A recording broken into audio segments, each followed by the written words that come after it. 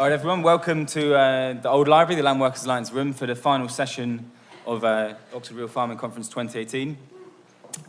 Nice to see you all here. My name's Adam Payne. I'm a farmer from the West Country and a member of the Land Workers Alliance. And I'm very happy to introduce you to this session, which is called Civil Disobedience and Policy Change.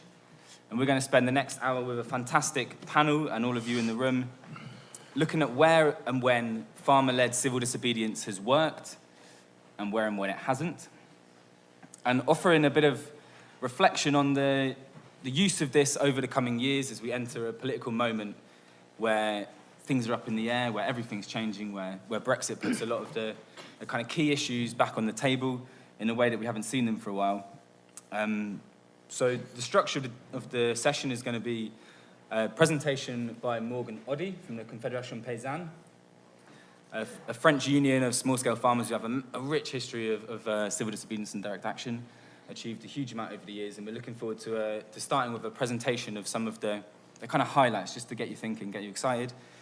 Then we're going to hand over to David Handley, farmer and chairman of Farmers for Action, who's going to talk about some of his experiences with Farmers for Action over the past decades, presenting some of the direct action they've done, some of the civil disobedience, where it's worked, where it hasn't, and then again, reflections on where we're at today.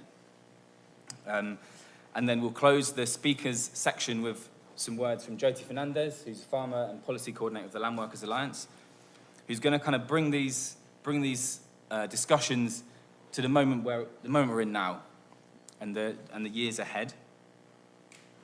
So as I said, the aim of the session is really to get people thinking about civil disobedience as a tactic, and where we're at, what's the state of play. I think it's great that we're closing this year's conference with this kind of session, because we started it with Secretary of State Mark Gove speaking to the Assembly, and we heard a lot of smooth words, some would say corruption of language, but we also missed a lot of the detail that for farmers' organisations is key. We didn't hear anything about farmers' livelihoods. We didn't hear anything about welfare of farmers, farming families. We didn't hear anything about the number of farms, the kind of shape of production going forward. And I think it's important to remember that we as a sector we're not bringing in the revenue, We have a huge role to play, but we're not the top of the pile. And I think it's naive for us to think that going forward we're going to have an easy ride. So the objective of this session is to really get into that debate and get people thinking. So without further ado, we'll hand over to Morgan. Big round of applause, please, everybody.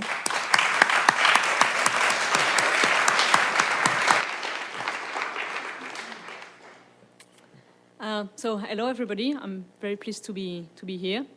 I find it very exciting to see how the Land Workers Alliance has been growing these last years. It is very impressive. I grow organic vegetables in Brittany, so in France, and I am a member of Confederation Paysanne, so it's a French small-scale farmers organization. It has been created in 1987 in order to challenge the main farmers organization, which you could compare, I think, to NFU. We now have more or less 5,000 members who are all farmers. We struggle for small-scale peasant farming and the right of the workers. It means that we aim to defend the small farmers' interest, but also to promote another model of society where solidarity and social justice are given priority.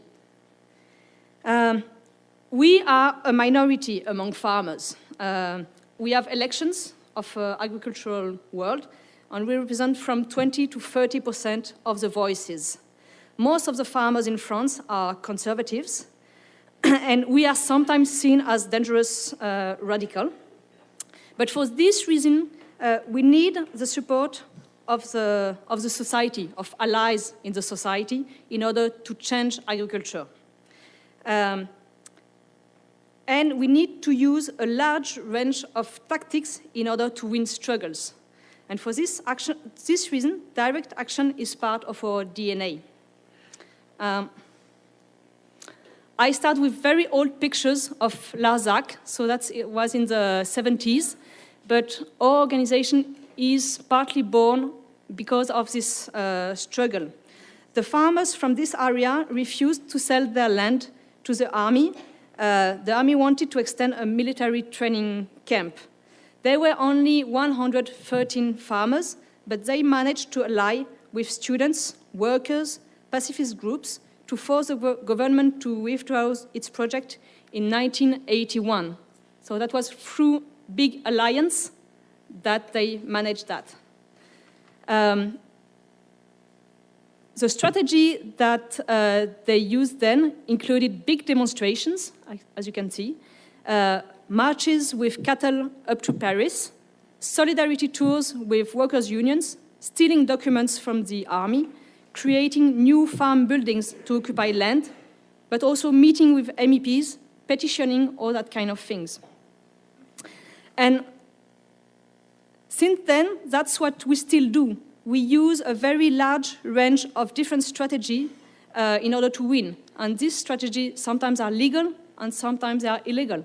We negotiate with the government, but we also do civil disobedience. And that's very important to do all these strategies in order to win struggles. So here is a picture of the famous José Bové, who used to be a leader of Confederation Paysanne. That was when he was taken to jail after dismantling a McDonald's in 1999. He's very proud to be taken to jail. This action had been necessary to raise media attention on the consequences of WTO negotiation for farmers. After this, Confederation Paysanne organized a big gathering again in Larzac. So that was against WTO. So that's people going to the gathering in Larzac. So that was, when we do strong action, illegal action, we need massive support then. It's very important to link both. This illustrates quite well how we use civil disobedience. We use it to gain visibility and efficiency, but then we need mass movement to gain legitimacy and to protect us from the criminalization. And a key thing to make mass mobilization have been the relation with artists and mainly singers. This is also in Larzac in 2003. This is just before a concert of Manu Chao, who accepted to come for a concert. And there were 300,000 people at that gathering. We expected 50,000, but because Manu Chao came, I think we had 300,000. And at that moment, José Bové was still in jail, but because we had so many people coming, he was released on that day. So that was a very powerful movement. And again, having artists, it creates all an imagination for people. That's very important to have songwriters, drawers, painters supporting your actions. Here comes the struggle against GMOs. In the late 90s, Confédération Paysanne has tried to express its concern about social, sanitary, and environmental risk with no results. In 2003, members decided to create faucheurs volontaires. It means voluntary GM crops destroyers. The goal was to link farmers with ordinary citizens to do civil disobedience. There were lots of debates on how to act, but finally it was decided that all actions would be at daylight and with non-hidden faces. So here is one action. That meant that the legal risks that we were taking were very high, but we took risk collectively. It was not individual risk, but collective. And as a matter of fact, lawsuits have had a crucial role in this struggle. And this gave us actually lots of publicity. Actually, being pulled in lawsuits is not always bad, because it gives you lots of media publicity. It was a very expensive strategy with fines over 100,000 euro. So we decided to create Friends of Confédération Paysanne, and that helped us to bring the money. And in the end, we could deal with. That's the poster just before a lawsuit that we had, because we organize gathering when there are lawsuits in order to get support. And then the GMOs were banned in France in 2008. So the struggle still continues for hidden GMOs and GMOs that is imported through soya import, but at least there is no GM crops in France. All those elements have been present in the most recent struggle against the airport project in Notre-Dame-des-Landes. This struggle started in the late 60s near the city of Nantes. Local farmers soon organized themselves to defend their land. But with the oil crisis, the project was forgotten for a while. It came back in the late 90s.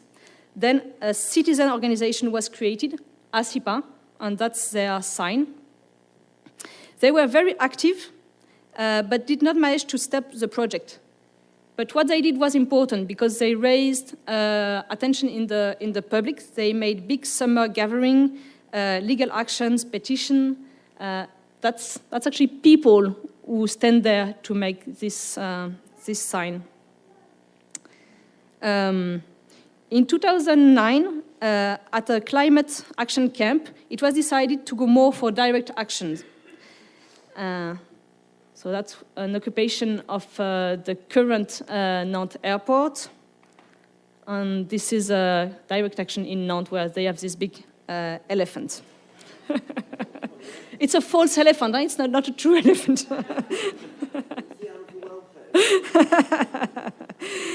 And at this climate camp, it was also decided to go for more land occupation and to call for people to come to ZAD to actually start land occupation. So what I want to stress is that there is a huge diversity of people linked with this struggle. Citizens, lawyers, searchers, elected representatives, farmers, squatters, naturalists.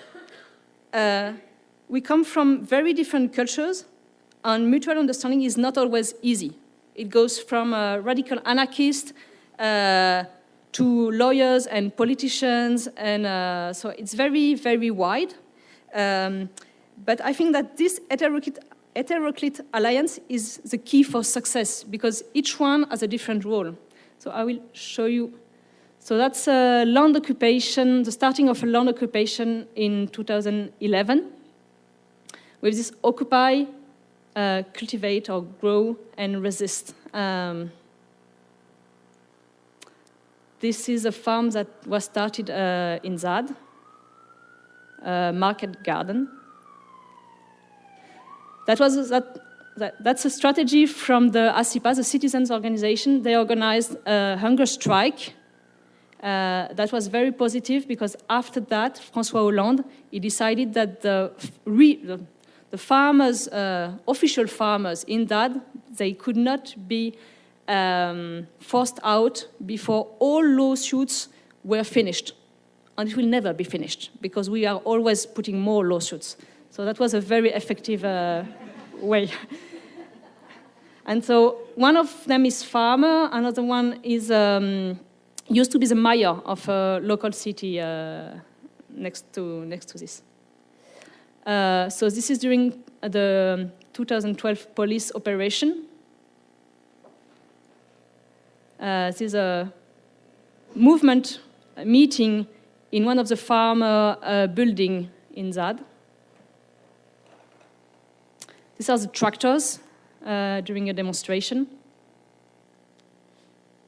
Big demonstration.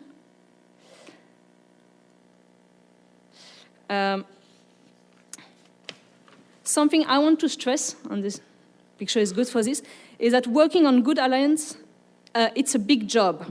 We need to build trust among people, and it's not just an alliance on paper. It has to be really into action.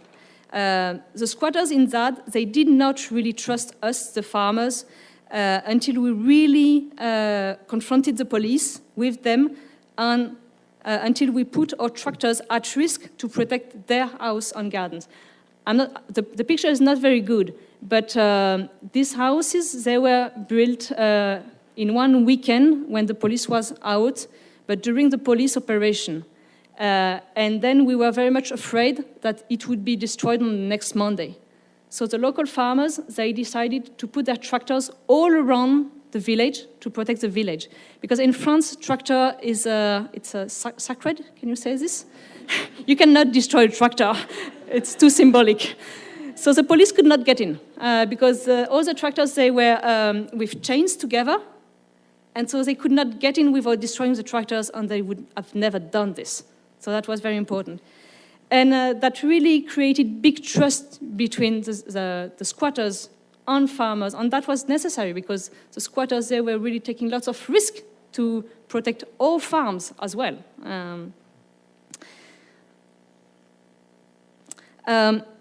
I think that another important principle is to avoid talking badly about other strategies to the media. We have very different strategies among each other, and you cannot not ask anarchists to go to the parliament and discuss with MPs. It will not work, it's pointless. But we should find ways to respect each other. And the best way to respect each other is not to talk to media when we don't agree with each other. We can talk with each other, but never talk badly about others to the media. I think that's something very important. Oops. Why doesn't it? This is another important part of the struggle, is the naturalists. They are researching all species which can be protected on the zone. And it's been, on a juridical way, very efficient as a strategy. So here is a walk where they try to look for species.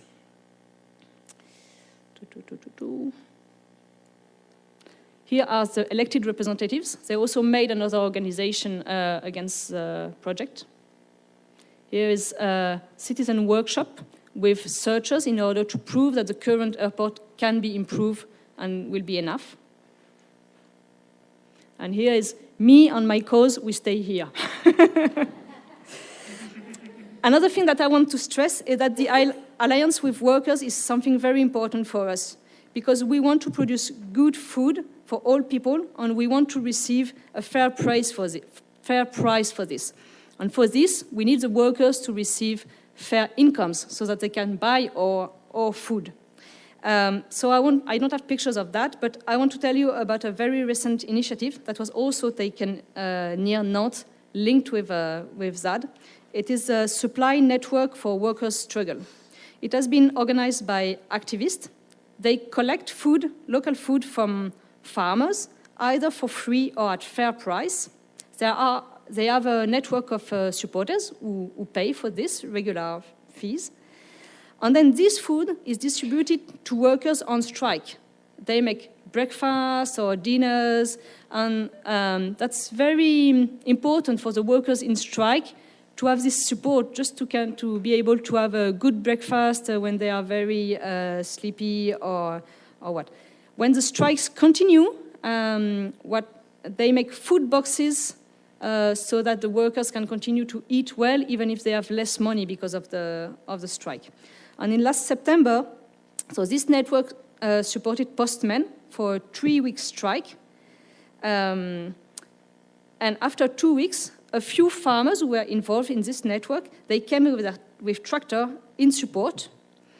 And up to then, the director of the post office has always refused to talk with the workers on strike.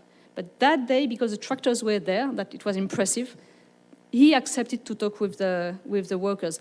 So that kind of solidarity between workers and farmers is really important. The other picture don't have much, well, it's on that things. Another element that I would like to raise is how important it is to link alternatives to struggle. We are very often presented as the anti-people, the never happy people, the always angry people, as you just said. But struggling against what we oppose, while we struggle, we also create alternatives. The Seed Farmers Network was built from the GMO struggle. By struggling against the airport project, we created space in ZAD for dozens of people to settle. Well, it's still illegal, but we hope it will become legal. And now they managed to produce a wide range of farm products from dairy, vegetables, to beer and pasta. So alternative goes along with the struggle. It's not to be opposed. Another key element, so that a kind of alternative.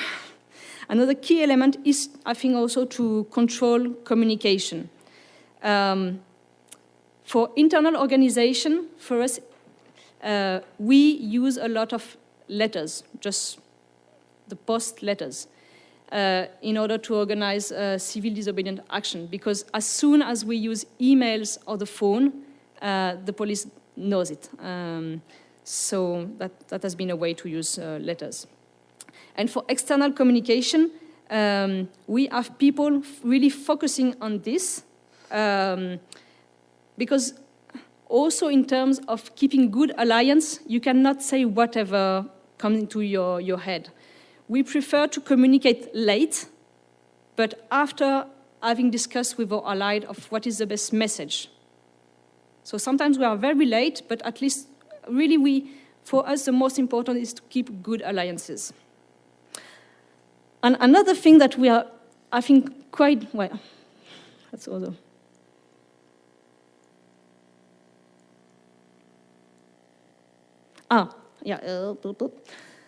Another thing which I think is very important is that we try to party a lot. And for this, we need lots of beer. And this is a way to get the money, because we produce the beer, and for each beer sold, there is €1 for the struggle.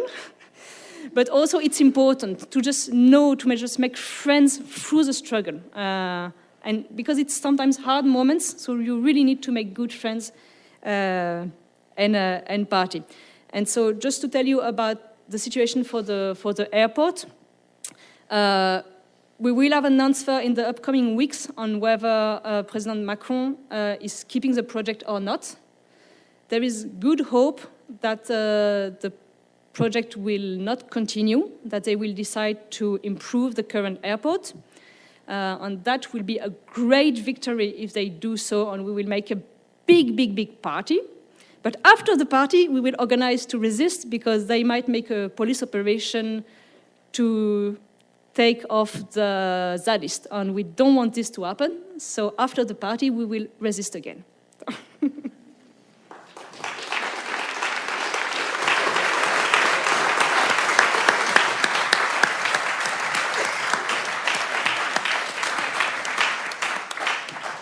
Thank you very much, Morgan.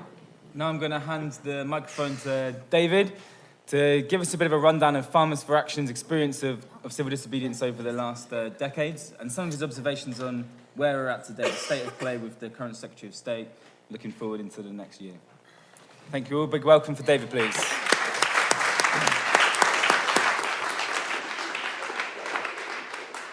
I've wanted to do this for a long time. What I can't understand is why I haven't got a bulletproof screen in front of me. Because some of the assholes that I have to deal with basically do have a bulletproof screen and don't really need one. Sorry, but that's just me getting off to a start. What we've just listened to shows me something that I've always believed in, and that is that if you unite and work together, these are the sort of things you can achieve. We've achieved a few, but I would not in any way, shape or form like to say that we can get 100,000 British farmers, consumers or any other activist out together, because there always seems to be a reason why we can't work together in this country. And I'll give you an example of that. Back in 2000, we were having a dispute with one of our major retailers called Tesco. over the price that they were prepared to pay for liquid milk. And we took a decision within FFA that we would shut them down for a complete weekend. So that's Friday, Saturday, and Sunday, unless somebody was prepared to talk some common sense. Well, if you can imagine trying to organise that and getting people to stand out in what was a very wet time for a continuous period, plus get a shift system working so that they could go home and look after their animals and their families and everything else, it was not easy. And especially around lunchtime when you were probably down to about 40 or 50 people and you're standing there and you've probably got 200 police stood opposite. Luckily enough for us, over the years that the FFA have been in being, we've had good working relationships with the police right around the country. I've got no fancy pictures to show you. I was not lucky enough to have the handcuffs put on, but I did have my belt removed from my trousers on 3 occasions so that I couldn't hang myself in a cell. And this is very chauvinistic to say, but I can assure, and I say this to many of our members around the country, don't be afraid of being arrested, because the first thing that they do is a police woman usually comes and says, take your shoes off and take your belt off. Now, to an ordinary person, they would see that as some injustice. But to a farmer who's never had a woman ask her to take his belt off, could be quite exciting. As was said just now, you've got to keep this light-hearted. There is a serious side to it, a very serious side. But if you don't keep it light-hearted,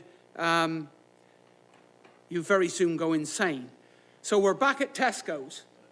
And this is the example of British farmers compared to French farmers.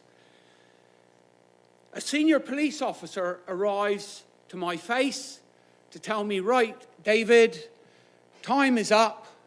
We're not going to tolerate this no more. Tesco's are not going to talk. We are going to remove you. I wish you to address your farmers, of which were about 500 strong at the time, that if they don't, they will be arrested. And we're looking, and we can only see a small number of ordinary police officers who we knew. But then all of a sudden, some stricken farmer comes running down the road. There are hundreds of white vans coming onto the industrial estate. So they all come onto the industrial estate, and everybody just looks and thinks, well, what? Show of strength, I suppose, until they get out.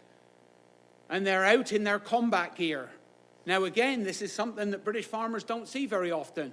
We tend to work with the police more times than we confront them. And they lined them up, and it was a regiment, is the best way to describe it. The police officer comes back, says the same thing again, address the crowd. I turn around, I address the crowd.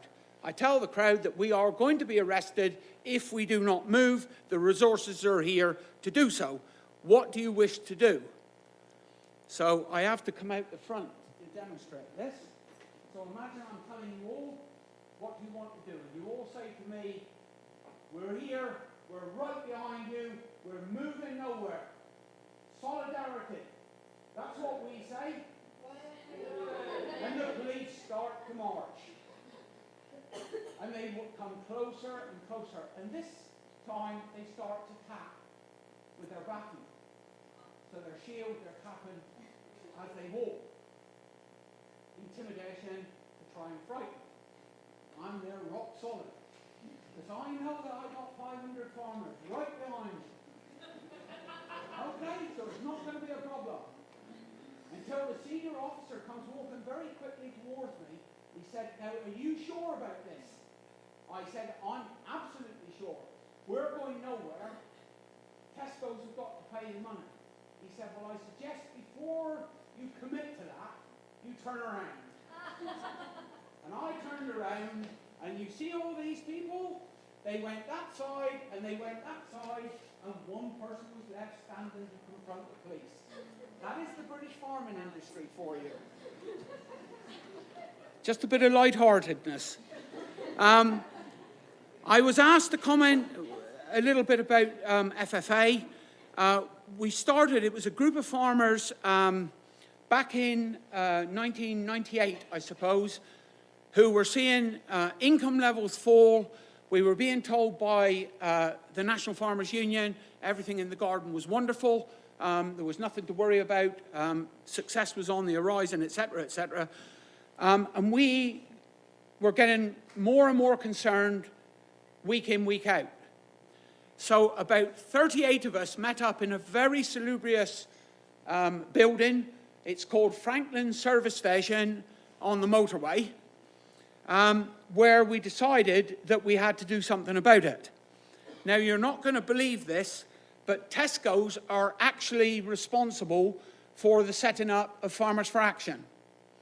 Because at that meeting at Franklin Services, because probably I'm very quiet and demure and stand back in a corner, I got told, you contact Tesco's and tell them we want a meeting.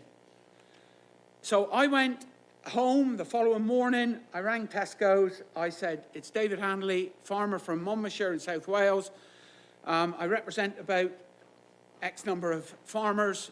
We're deeply concerned what you're doing to the industry. Can we meet? Answer very quickly was no.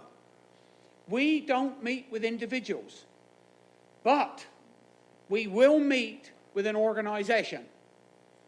So away I went, I delivered the message, and lo and behold, by the Sunday, the FFA was formed with a committee, with a chairman, with a vice chairman, with a treasurer. I rung Tesco's on the Monday morning. I said, the FFA would like to come and meet with you. And that's where it started. We didn't have too much success in the early days, but then, thanks to a chief executive of ASDA, we were able at a meeting in Yorkshire to convince him that something had to be done about the plight of the dairy farming industry and farming in general. And it was very interesting to see him point his finger at his milk processors at the time, who were saying, we're not going to pay any more money to farmers, for him to say, yes, you are, and you're not doing it next week, you're doing it immediately. And that resulted in nearly £300,000 coming into the British dairy industry overnight. And that was purely and simply by a number of farmers deciding that number one, they were going to organise themselves, and number two, they were going to come out and they were going to peacefully protest. Because I don't like the word civil disobedience, and the reason I don't like it is because it's perception to the general public. If you've got a justifiable protest in a democracy, you've got nothing to fear by standing up for your rights. Laws are made by people, they can be changed by people. And sometimes you have to go through a little bit of inconvenience to do it. And that moves us on to the second thing, and I know this might be a little bit controversial with some in the room, but we focused our attention on one of our major inputs into the agricultural industry, which was fuel and fuel taxation. And a decision was taken between agriculture, and I'm coming back to what Morgan said, and the transport industry. And we came together, and both of us have been lobbying as individual organisations to the government that this was crippling two industries that were so important for food production and also transportation. And we were being told quite categorically, on your bike, not a problem. So we decided to do something about it.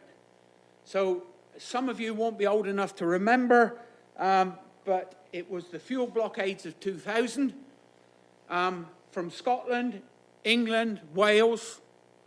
We brought the country to its knees. I was asked to describe any mistakes. There was one major mistake with that. We pulled out one day too soon. If we'd have stayed, we'd have brought the British government to its knees. That has since been disclosed. They were that close to being on the floor. That was the power of people. That sent the strongest message, I think, in the UK for a very, very long time. Do not mess with the British people. Because if something is hurting that much, they are prepared to go out and do something about it. Nobody was arrested. One or two people got frightened, but nobody was arrested. Nobody was harmed. You had the usual coming on the radio and the television, the Green division condemning what we were doing for their reasons, people having their weddings cancelled, etc., because they couldn't get there. But at the end of the day, what it did was it woke a government up. It woke a man called Blair up to the point that he was about to lose his home. And he suddenly realised. And it put agriculture on the list, and it put transport on the list as well.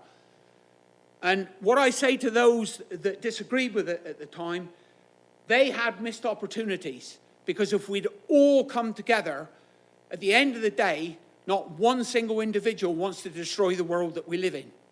Farmers don't. Hauliers don't. Environmentalists don't. And we've got a unique opportunity. That when we think there's an injustice, sometimes we have to put some of our thoughts to one side, but we do have a power to make change. And we've done that. And throughout the last 10 years, we've done it on dairy, on other things. We brought 3,500 people into the centre of London just over 12 months ago. They said we would never do it. The NFU went and met with the Prime Minister 2 days before and had a big fancy picture put up of him sipping tea with the Prime Minister. It won't happen. Well, it bloody well did, and it put the shits up on them the minute they saw us all outside of 10 Downing Street with about 10,000 taxis honking their horns, agreeing with everything we were doing. So again, it shows the power. Old men, old ladies, young men, middle-aged men, children, had all left their farms and come to London to say you're not listening again to what is happening. And I'll tell you, we very soon got a response to the documentation that we put into number 10 Downing Street, where we were told categorically they were listening. They weren't the day before, but they certainly were after. Again, no civil disobedience. Nobody peed over a statue. Nobody painted a statue. Nobody smashed a McDonald's window. Because the one thing that is the key to all of this is, as Morgan said, is keeping everybody on side. Because if you keep everybody on side, nobody can turn around and fire the gun. There will be plenty of individuals who see the soapbox opportunity to go on Radio 4, Radio 2, Radio 1 and come out with their dribble. But they miss the point. And one of the things where I probably am different to a lot of the farmer representation is that I believe in working with everybody. We've had close contact, I think, with the Land Workers Alliance for probably about 18 months when they first came on a protest that we organised, and we welcomed that. Some farmers were sceptical, who are these people? But my view is you listen to everybody. You never agree, but you listen. Because by listening, you learn. And you learn of individuals' problems. You soon learn very quickly if somebody is doing it just for the sake of doing it, who wants to be up in lights. But this is a great country. This is a fantastic country. The backbone of this country is food production. Small farms, medium-sized farms, big farms, but not factory farms. And that'll surprise you coming from me. I don't believe there is a place. I don't want to see 40,000 cows on one unit, polluting 100 miles around it with slurry. That is not farming. Because I'll tell you what farming is from somebody who's a first-generation farmer. First of all, the stuff you stand on is priority. I put it on a par to your lover, partner, or your wife. Because if you cock up with them, you know what happens. And I tell you, in the long term, if you cock up with that, everybody suffers. So that's number one. Balance is number two. There is a place for everything, if it's required. And I'm a strong anti-GM farmer, because that is driven by one thing and one thing alone. Greed on behalf of the people that do the seed or the chemical, and greed for the individual farming companies that want to grow bigger and bigger and bigger and think they're better, better, better.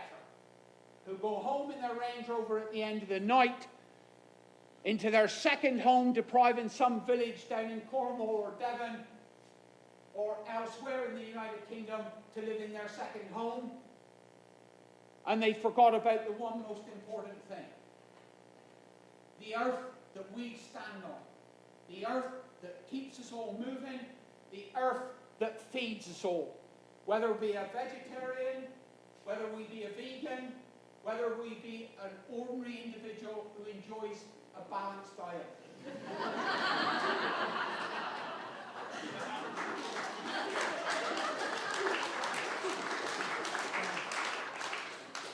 To all of you, whether you be any single one of those categories, you all need a farmer.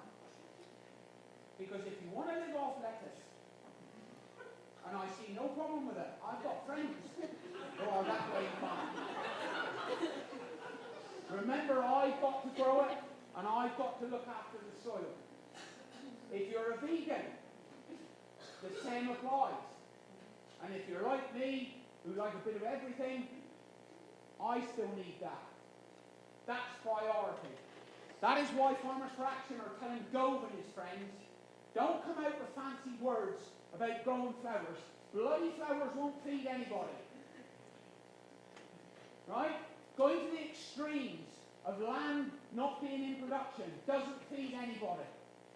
What we need to do is revert back to balance, where the large-scale arable areas of the country remain that, but they also utilise natural product.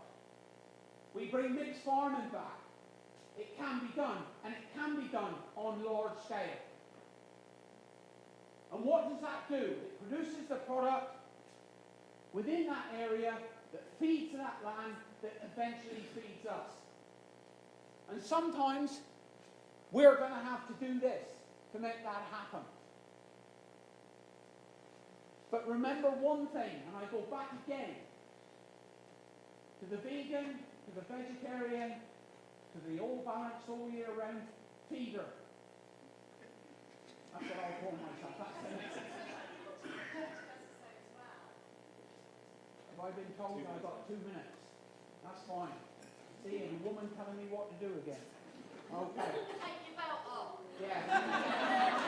Not with these trousers on here, I can assure you. Basically, don't utilise social media and hammer 7 bells out of farmers.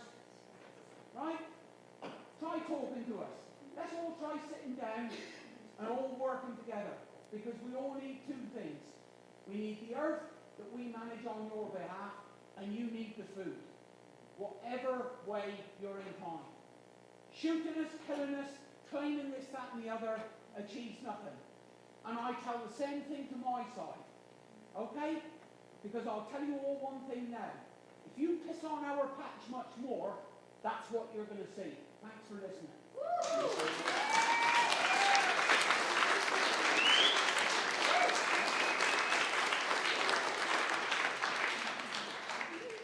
Thank you very much, David. Now I'm going to hand over to Jyoti to take us into the next stage of the session. She's going to present a little bit her kind of thoughts on the LWA's positions going forward into next year, our priorities, and some reflections on the strategies most relevant to the political moment we're in. And then we're going to open up for a discussion and debate on that. All right? So a big hand for Jyoti. Thank you very much. To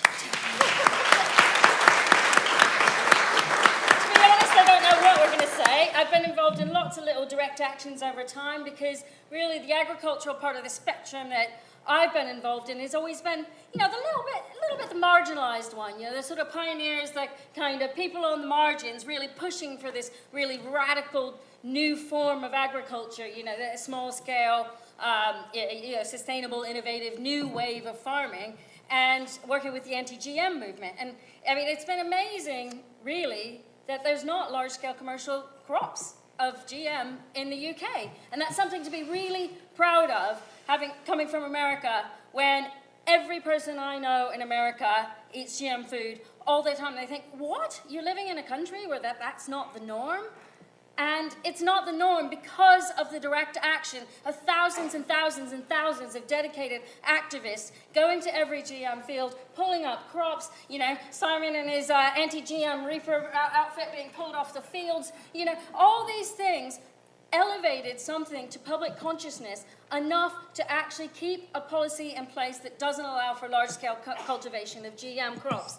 And that's the last sort of example, other than the work of Farmers for Action within the environmental movement, about the food system and the way direct action has actually formulated a position that's stayed in place till now. And we need to keep up that guard on that. But actually, I feel like our whole movement of people that are involved in using direct action and social movements and social change in order to push agendas forward needs to move now into pushing for a better food system, and we need to think about how to do that.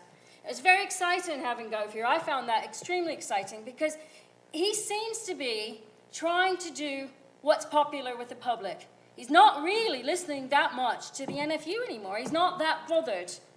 And I think, and this is my own little pea-brain analysis from the side, he's trying to do what's popular because, the Conservatives, well, they'll probably just keep voting him, the rural Tories, the people that are, NFU supporters anyway. They're probably not going to go over to Labour. But what he needs to cultivate is what's actually more politically popular with the wider public. What seems to him is what the public is thinking more about, not just farmers anymore, because less than 1% of the population are farmers in this country.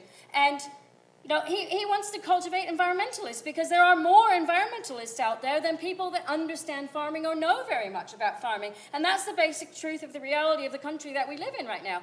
But everybody does eat.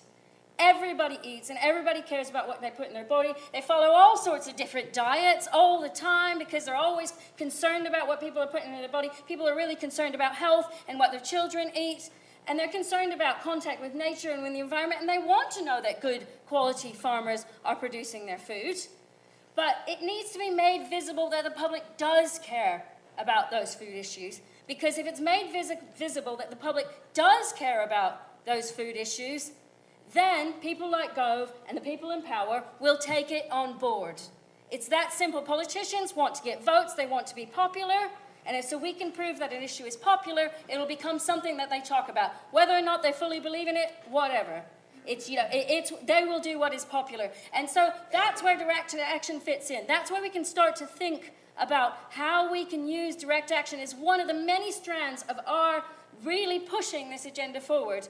And when Gove was talking a lot yesterday, one thing I did notice, and that what Adam brought up, is there is a lot of talk about the environmental agenda because there's a lot of environmental lobbyists that turn up to every meeting talking to him all the time when it's talking about food issues. There's very few farmers' organizations, except for the NFU, there talking. And so what's sort of missing in what he's talking about, he's talking about all this environmental protection, all the biodiversity, soils, all that sort of stuff, but the food production side of things, who is producing that food, and the loss of farms, and the education for farmers to be able to create more sustainable farming systems so that we can produce food in this country, which was produced in an environmentally friendly manner. That loss of farms and those farming issues is what's missing a little bit. And we can push that forward a little bit by working in solidarity with farmers. We need to be working with Farmers for Action. We need to be working with the farmers on the ground and bringing forward some kind of movement that shows that we care about having a sustainable food production system in this country, having vibrant farming communities. 35,000 farms have been lost in the last 15 years. And we need to stop that loss of farms and try and get them to encourage to bring more farmers into the picture and make sure that really important thing for our whole society is still there. And that's when environmentalists and the people that are inclined towards direct action, inclined towards all these sort of stunts, need to start understanding about the food system, combining forces with farmers to try and illustrate there is actual public support for this. And I think we should really think very, very creatively how we can apply that at this point in time, because the door is open now, and now is when we need to act. Now is when we have to illustrate that public support. I'm gonna say an example of a story that really affected me before Christmas, and I think it would be a good example of a small kind of direct action that could be started, which is there's a county farm near us. Somerset County Council has decided to sell off all their county farms. This has been going on for quite a while now, and there's a couple that was living on a dairy farm. They're running a business. It's called the Old Moo Shed, and they were running a business supplying 350 different households with raw milk, with a herd of 20 dairy cows. Making it into a viable business. They'd been building it up to the point where they could deliver raw milk directly to consumers who wanted access to raw milk off of this county farm. The Somerset County Council has decided to sell off that county farm. And that business has to close. Right before Christmas, there was an auction where those beautiful Jersey cows that, the lady Lynn absolutely loved her dairy cows. And she was heartbroken at the fact that these cows that were, free of bacteria and disease because they'd been, bred to use for raw milk production, that she really loved and knew all their names, had bought all this small-scale dairy equipment, was making a viable go at this business, trying to sell raw milk. That was going to have to close, and they were all going off to auction before Christmas. This equipment was going to be sent off to auction. It'll be in a month or so in case anybody wants some small-scale dairy equipment. And she reckons it'll probably go for a couple pounds, because there's not people going into the dairy industry at the moment. She's moving into a van to go and do a farm relief service, and a really good service to the public where people are getting doorstep delivery of raw milk is lost because the county council is selling off that county farm. That happens all the time. When I spoke to people will say, yeah, that's just the way it goes. And actually, they don't have the energy to fight that. They're worried they won't get any payback on their county farm from the county council, any compensation for the work they put into that farm from the county council if they fight it on their own. But the public needs to fight that. That's our public resource that was put there. A county farm estate was there to support our right to food, to make sure that there are farmers producing something that is our valuable, it's our valuable right as society to have people producing the food that we need. And making sure that that is accessible to farmers who want to put the work in to, get up at 3 o'clock in the morning 4 days a week and deliver milk to people's doorsteps. And so that's something we could get together with and actually fight, because it's important to consumers and it's important to society to fight that.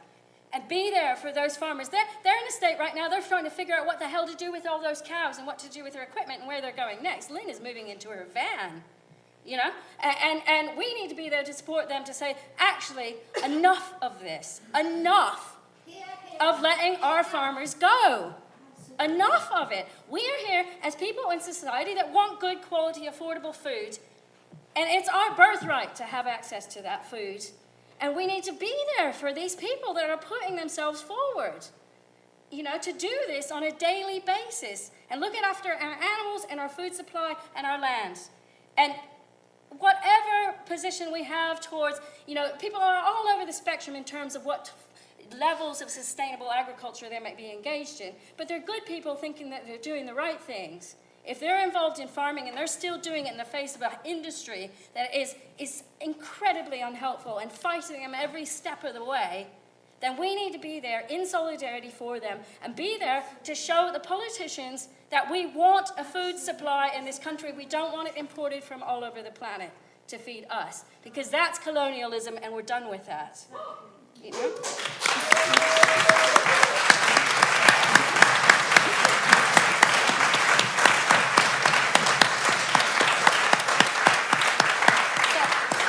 I have one little quote from Gandhi, because that's been my role model in society. When I started doing this work a long time ago, I went to India.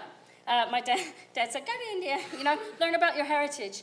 And when I went there, I got involved in a struggle against the Narmada Dam, which was a big dam that was being built on the banks of a river by the World Bank, where there was thousands and thousands and thousands of farmers vowing to drown themselves on the banks of these rivers in order not to lose their land and their connection to that land. And it's really inspiring in India the way that social movements have created social change, and they threw off colonialism. They got rid of the British Empire through civil disobedience. And what he said is that first they ignore us, then they laugh at us, then they fight us, and then they join us, and then we win. And that's how it works.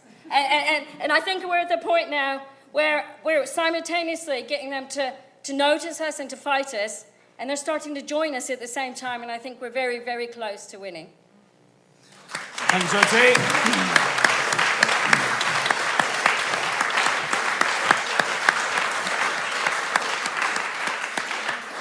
All right, everyone, thank you very much for your attention. There was a lot of stuff in there. There was a lot of controversial points. There was a lot of interesting points. There was a lot of thoughts. And I want to take a couple of lightning rounds of questions, getting people's perspectives on the opportunities, the threats, the tactics that we can use to be building over the next couple of years. We'll take 3 questions, answers, and see where we're doing for time. Microphone, where's the microphone? Start at the back and come forward. Thanks. I was just wanting to ask a question about, since we got Brexit and since the public is being excluded completely from that whole debate, and we're being deceived basically and kept in the dark, then we really do right now need a big movement that's going to come together, rather as the GM debate did back in 2001 to 2003. And really, I want to ask, how are we going to construct that, and how are we going to construct that fast? Thank you. One forward there. It's a question for David, specifically. Just considering how successful the fuel blockade protests were in 2000, I'm just wondering if you could let us know why you haven't done one since, and if it was possible to do one again, how would you go about organising it? And a third question before we take it to the panel. For David, I was horrified by your story of police violence. I've come across it myself in the anti-fracking movement, and it seems to me that what Morgan has in France, we don't have, which is solidarity between ordinary people and various different groups and the farmers. And I think that might be a historic problem for us.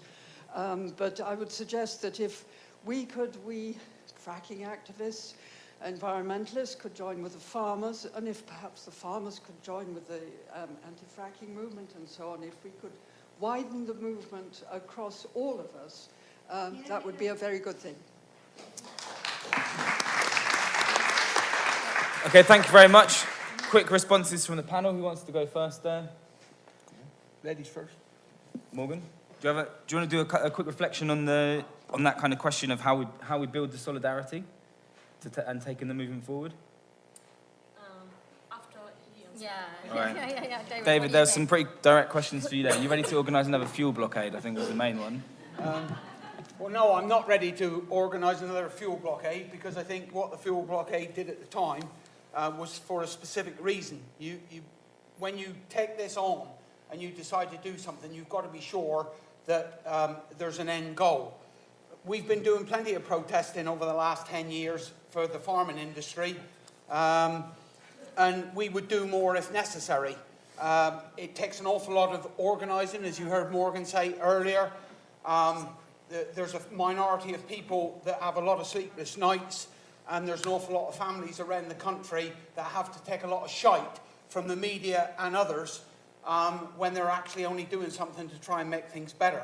But I can assure you, if we do something, you'll hear about it. Okay? And I'm good at remembering faces, and I should be looking through all the thousands to find you. On the Brexit issue, I'm for leaving the EU. Have been from day one. I am concerned that things are being rushed through, but I'm also concerned there's an awful lot of people out there using sound bites, and an awful lot of NGOs of various groups that are putting scaremongering things out which aren't factually true. But I do believe, yes, there is an opportunity here for those that want a better Britain, whether it be in or out, if it's not going the right way in the next 6 or 7 months, to stand up and say, enough is enough, we don't trust you, we don't believe you, we want the full facts. I don't believe we should go back. That's the issue on Brexit. What was the final one? Solidarity. There you go. Yeah, well, listen, solidarity starts with the person sitting next to you. I tell the farming industry that every day of the year. You don't have to make love with somebody. You don't have to go home and get in bed with them. All you have to do is work together. And it's the simplest and easiest thing in the world to do. You don't have to agree, you don't have to disagree. And as Morgan rightly said, what you have got to do is trust the people that are leading you to deliver the message that you want delivered. Because as she said, where it all goes wrong is when you start getting hundreds of commentators all coming up with their own issues. And just very quickly on what was said about the county councils, it is not only Somerset County Council. Herefordshire County Council have put their whole estate on the market, right? And they're doing it on the grounds of they need the money. They need the money for schools, they need the money for hospitals, etc. Throughout... Yeah, well, you know, there are some good out there, but I was just going to finish it off. Throughout your life, there are 3 things that you may need. You may need a doctor, you may need a policeman, and you may need a fireman. But the one thing for certain that you need 3 times a day is a farmer. Never forget that. Thank you, David. Jyoti, quick response. I was going to say, I thought a good start for it would be for us to try and occupy this county farm as soon as they've vacated safely and hopefully left the door open for us to go and occupy it. Thank you very much, Jyoti. Meeting at the back of the room afterwards. Morgan, please. On how to build solidarity, I think it takes a lot of time, but you need to do very concrete things together. I think, for example, what brought together environmentalists and farmers has been the GMO struggle, because people struggle together. I don't know very well the UK situation, but I think that there is a very big issue with urban poor and the food that they have access to. And I think that it would be interesting to start thinking about action with organization of urban poor, either against junk food imports or on being against gentrification projects and to defend garden allotments, such stuff. But I think really doing things together, even at a very small level, is very important. It's much better and much more important than having documents together or, yeah, because it builds a concrete solidarity among people. Okay, thank you very much, everyone. We're at our hour point. We've got a half an hour break now before the closing plenary. I'm going to propose we take another round of questions and continue discussion for 10 minutes more. But before I do that, if anyone wants to leave now, take your moment and get a coffee. I'd also want to draw people's attention to the Land Workers Alliance stall at the back of the room. We've got all of our policy documents there. We've got some merchandise for sale, and we're doing a crowdfunder to raise money for our campaigning and lobbying in the coming year. So please find out about that at the back of the room and make a donation there. Then we're going to take hands for 3 more questions and then break.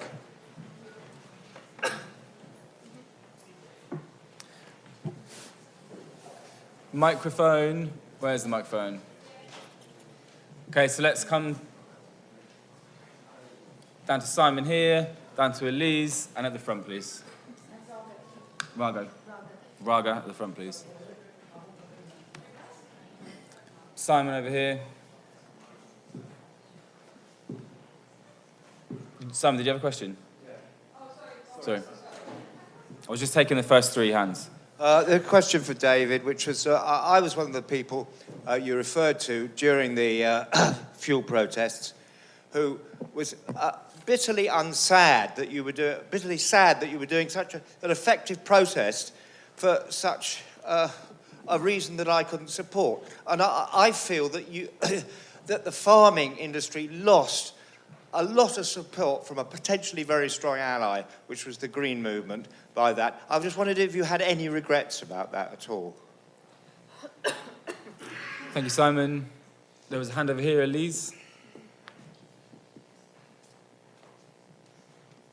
Thank you. It struck me as you were all talking about how rights kept coming up. We have a right to, nutritious food. We have a right to a livelihood. And actually, some of those things aren't actually formal rights.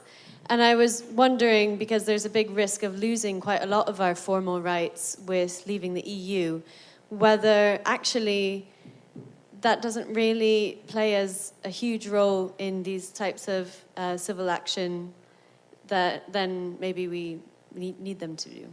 I don't know. Any comments on that would be good. Okay, so we're going to go back to the panel for quick responses to that, and then we're closing this session. Thank you, everybody, for all your comments and questions, and for sticking with us through this. So, last responses?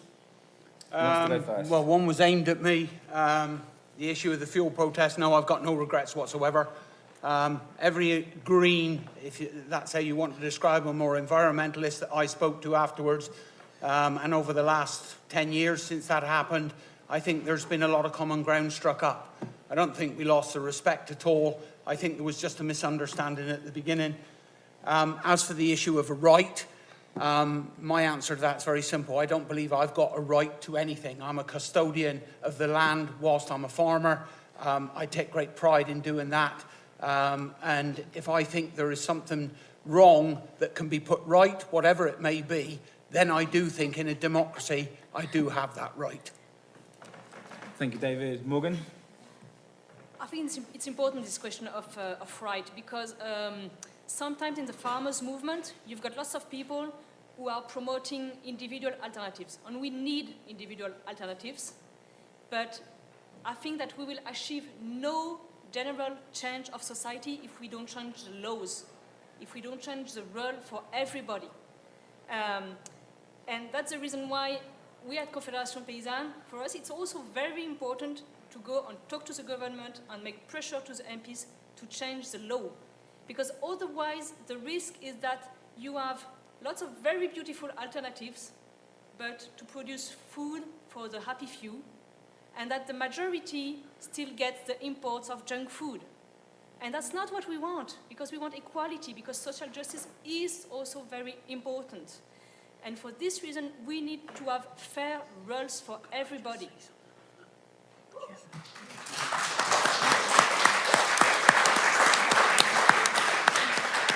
Thank you, Morgan. David, just wanted to have a quick comeback on that one, and then Jyoti will close us. Yeah, just one little thing. If you all want something to do, and this issue of poverty, we discussed it earlier on. You have all seen in the media over recent months the issue of waste food. In your area, all you need to do is get a group of people together and go to every single retailer and ask them why they're dumping food, why don't they change their criteria so that the food is produced is what is eaten. You can all do that very easily. You don't need big groups of people. And also go to every single MP and basically tell them that you're sick and fed up of hearing about poverty whilst food is being tipped down the drain. Thank you, and Jyoti, any reflections on that and the session in general? Well, I think, rights aren't what governments put down in a document. Rights are what we protect for ourselves. And it's not about what, the European Union says is our rights or what the government says is our rights. That's what the essence of civil disobedience is, the fact that we understand for ourselves what our rights are, and we work to protect those. And, there is a higher law that we can work to, which is empowerment. It's about freedom. It's about being comfortable to be yourself and being able to put into your body what's good for you and give to your community and people around you what you feel is good as well. And that's something we can just protect, whether or not it's in a document or not. Thank you, Jyoti. Hold on. There is absolutely no decent reason why poor people should be given waste food that nobody else wants to eat. Thank you. Was that a point for Christopher there?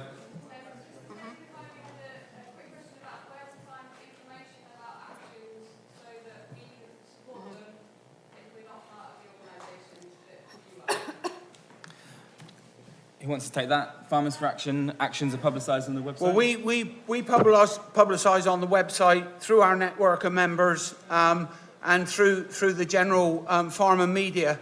But like every organisation, if you really want to know everything that's going on, you've got to become a member. And I will put in a plug, it's 45 quid. It's not even a night out. And I just want to touch on the gentleman that just raised the point about waste food. I never suggested they should be given waste food, because it's not waste food. It is perfectly ordinary food, but a retailer has decided it's not the right shape or it's not clean enough. No way was I suggesting that poor people get waste food. Thank you. And then the same goes to the Land Workers Alliance. So all our actions are publicised through our newsletter and on our website. We've got a farmer membership category, a producer membership category. We've also got a supporters member category for people who aren't actively working the land but want to be involved in supporting what we do. You can find out about that at the back of the room on the stool. So thanks everyone for sticking with us. It's been a really interesting, challenging session. I hope people have got things to think about. I hope people are taking some learning and reflections from it. Let's have a massive hand for everybody who's spoken up.